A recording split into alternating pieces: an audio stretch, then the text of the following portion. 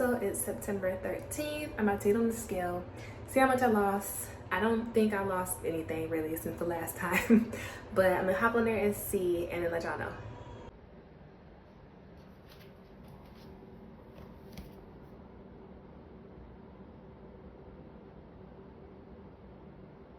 Okay, so I've lost 0.4 pounds since in a month or whatever.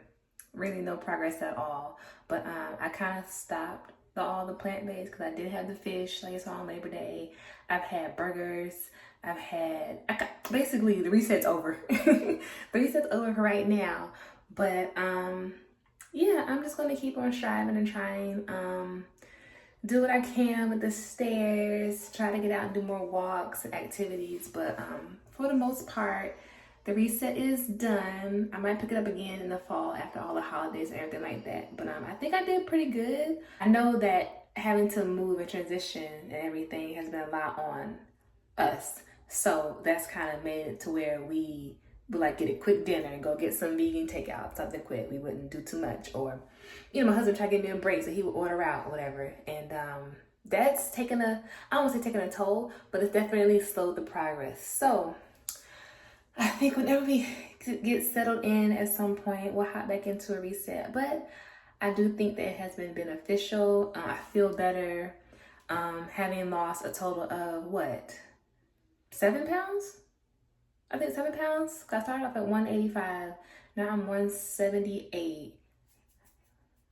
So yeah, 7 pounds. So I'm appreciative of every pound.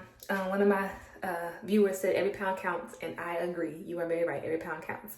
So I'm gonna keep on going with the journey as best I can at some point. But we are incorporating fish and chicken and sometimes a burger or something like that. But still doing the fruits every morning. Still doing the celery, the watermelon, the lime water, lemon water, things like that.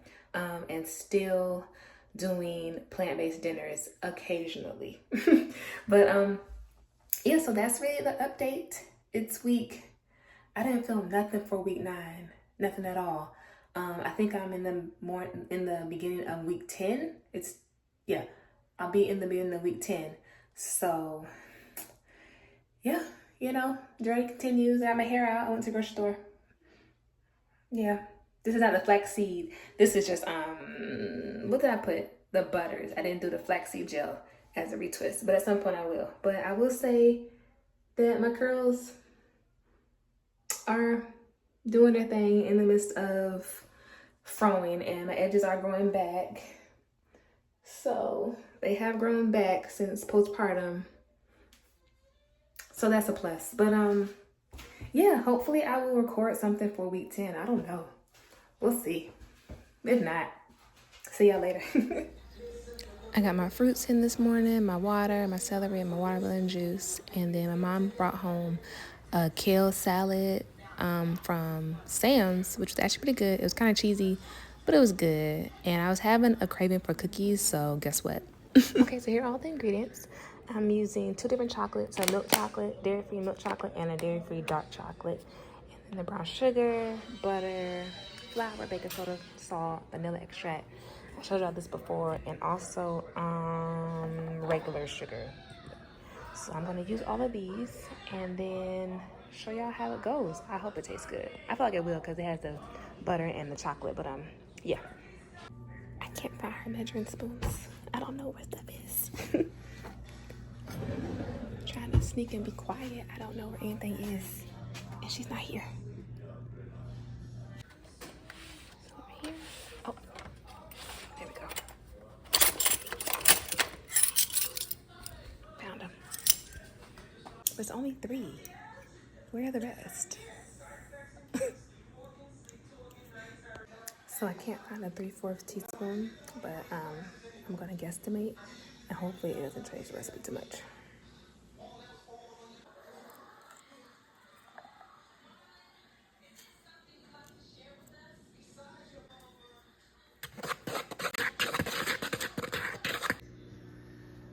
She woke up, y'all.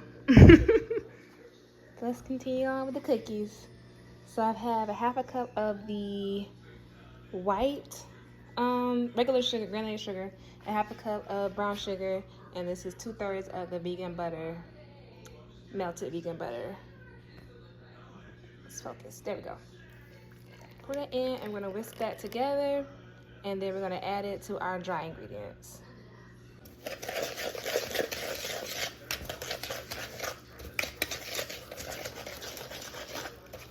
It's hard work holding the baby and whisking butters and sugar together.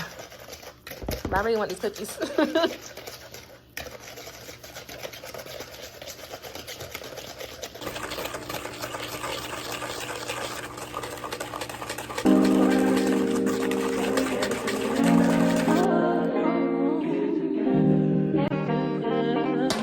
I've been all in my phone, I got options.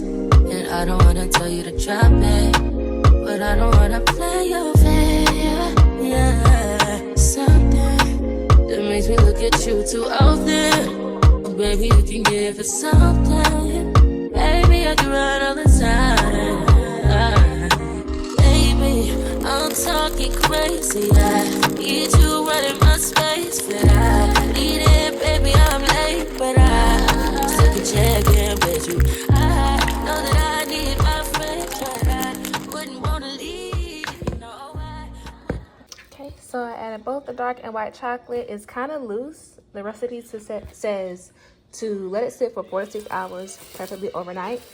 I'm gonna put it in the freezer and let it sit for like 2, because it's like 7:35 now, and I'm not about to wait till midnight to make the cookies. So I'm gonna put this in the freezer, let it sit for about 2 hours, and then come back.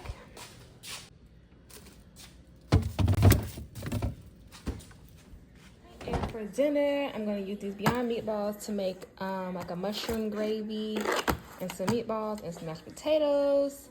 And then I might do some roasted carrots or broccoli, one of the two. But that is going to be our dinner for tonight, our plant-based dinner, the onion. And then the baby is having carrots and broccoli. Right, you're having carrots and broccoli. Alrighty. My heart, my mind, and my body.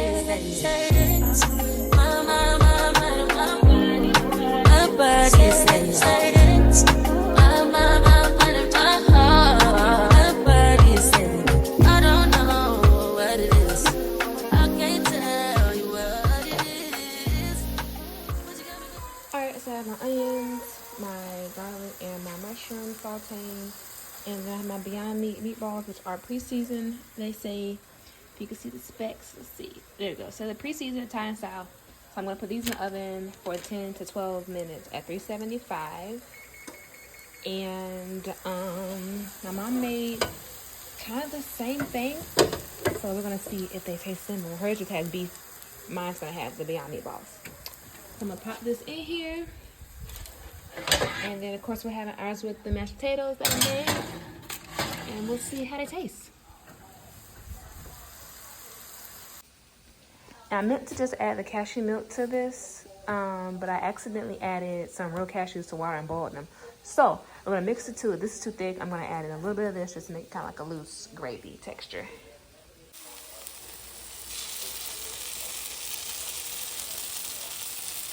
I'm still going to turn down this heat because it is way too high.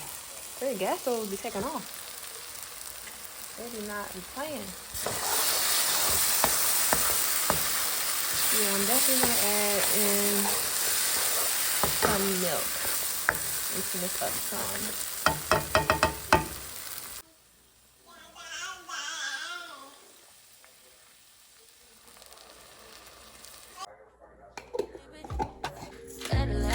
My body so crazy, baby. I'm talking crazy. I need you running my space, but I need it, baby. I'm late, but I still can check in with you. I know that I need my friend, but I wouldn't wanna leave. You know I wouldn't wanna bleed. In my heart, my mind, and my body. My mind, my body.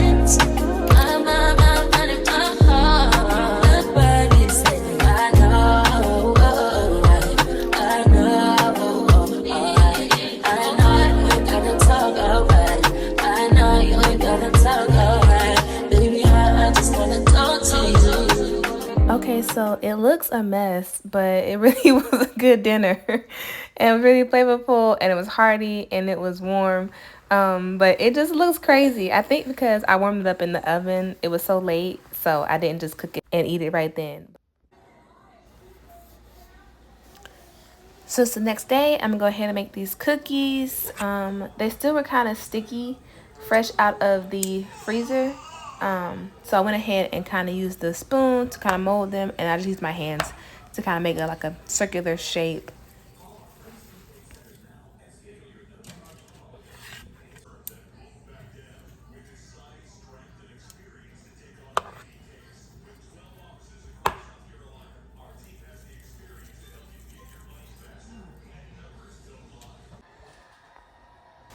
And here they are. So the recipe said to cook at 350 degrees for 10 to 12 minutes. I ended up having to do 18 minutes because they just wouldn't cook. Like they wouldn't brown on the edges.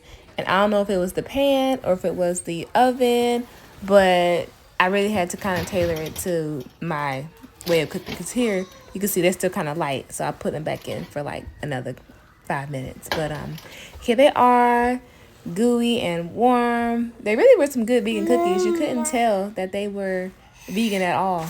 So I'm really gonna keep this recipe around. I might make them again. So I haven't had oyster mushrooms in a long time, so I decided let's go ahead and fry some up. I didn't have a batter, but I just, did a saute fry with some salt and pepper, paprika, onion powder, garlic powder, all that stuff. And made a kale salad. And I also made some noodles. I want to try something a little different this time, so I did with like a lemon noodle mix. And the sauteed mushrooms and the kale salad. And that really was, it actually was really good. My husband said it was kind of spicy. I thought it was good. He liked it, but he said it was a little hot. So I had to dial back the seasoning and the cayenne next time. But turned out great. I loved it. Okay, this is random, but make sure y'all clean your kale. Because when they say something's organic, they mean it. I swear this thing is like alive. Let me see.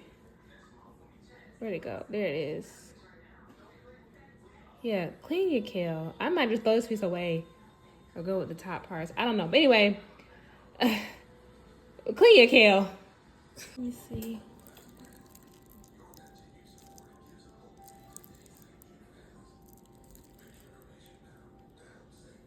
Yeah, definitely alive.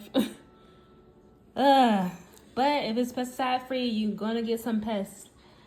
So it's important to look through all your vegetables, especially kale, one of the dirtiest veggies out. Okay, so did I pick like the dirtiest kale ever at Whole Foods? Like, what's going on? We got this little bug here. I found another little slug thing, and of course like poop and stuff, and that one over there. Should I even eat the kale? Like, I'm scared. Now I don't know what to do. Like, oh really? Here's another one. Like right there. I might just scrap the kale tonight. I am so like, what should I do? What should I do?